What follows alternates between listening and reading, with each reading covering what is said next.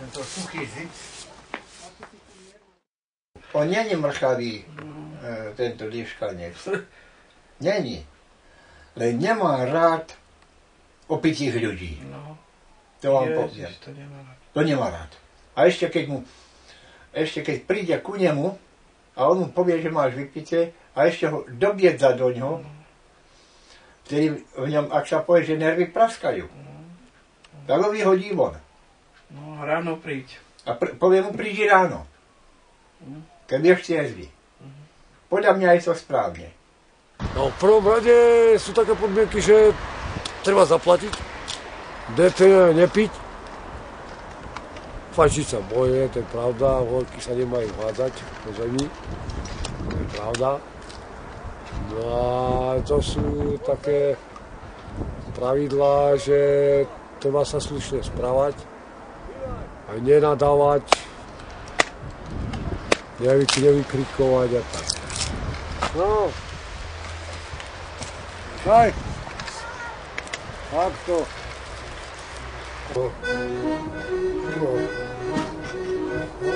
Neboj sa, Bojko. Viete, ak majú, no?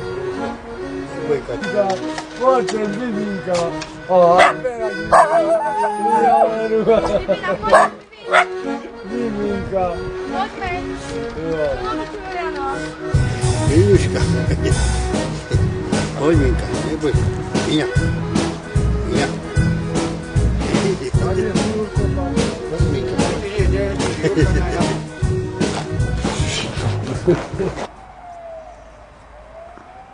Neľutujem toho, že sme to takto riešili, lebo ten kemp, keby sme vlastne čakali na nejaké stavebné plné, tak by to nikdy nestal. A takto za tie roky sme tu aspoň komu si pomohli, tak tá cesta nebola márna ani zbytočná.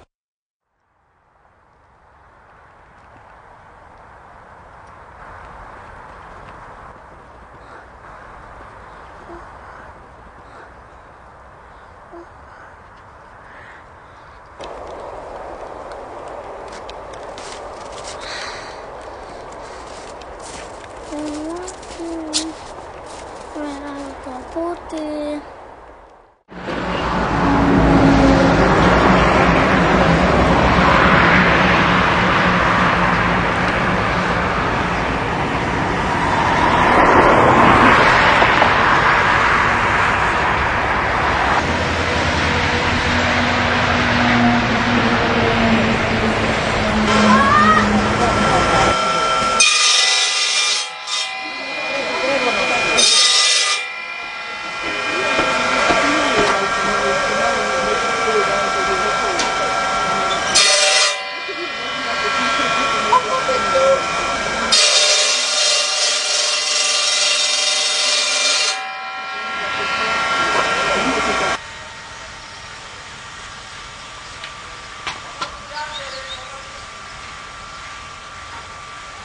Ľudia vlastne investujú obrovské prostriedky do zbytočnosti, do drahých aut, drahých domov, kde bývajú dvaja ľudia. A my sme tento kemp postavili zhruba za nejaký 1 000 000 korún a žije tu 50 ľudí. Takže podľa mňa je to forma, ktorú by som chcel vlastne odkázať aj druhým, že tým človeka nespraví šťastným tým, že pomôže sebe alebo len tej svojej rodine, tým svojim najbližším, ale aj tomu väčšiemu okruhu ľudí. A to je také moje motto, ktoré ma vlastne naplňa.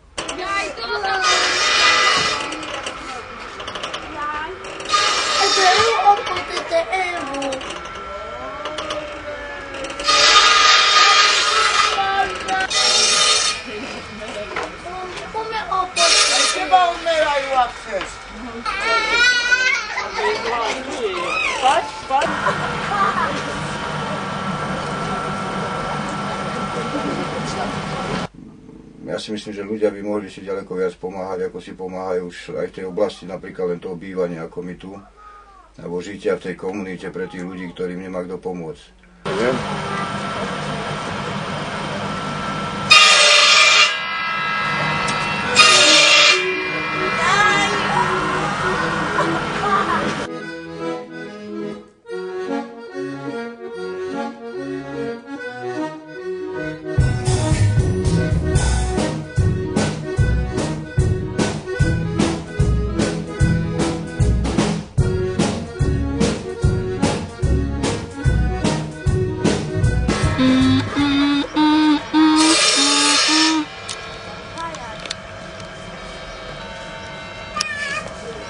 Ja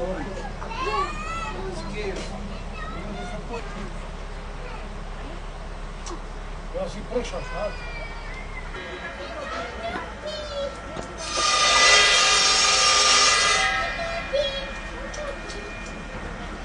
No, volám sa Jano, priezvisko Firic, mám 47 rokov, no som obyvateľ kempu 1 rok, pred rokom som sa sem dostal, bolo to vlastne po rozvode s mojou manželkou.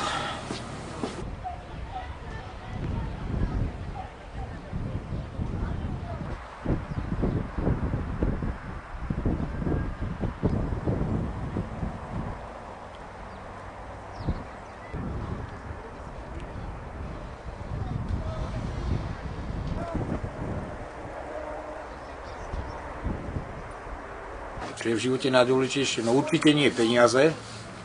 Mať rodinu a mať byt, nič iné. A snažiť sa o to, že by som... Hlavne v zdraví sa dožiť. Spokojných hodne rokov.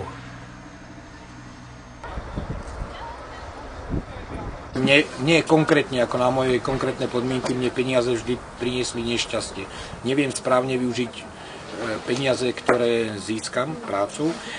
Proste mne peniaze šťastie neprinášajú, takže peniaze za ako nejakú prioritu v živote ako nepovažujem.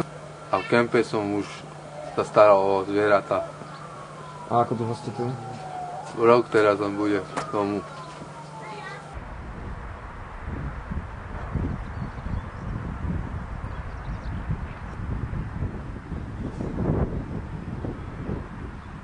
V kempe sú ľudia, ktorí sa tu ocitli z rôznych dôvodov. Sú to často ľudia závislí, mentálne postihnutí a tak ďalej. Sú to ľudia, ktorým viac menej už nemá kto pomôcť z tejto situácie.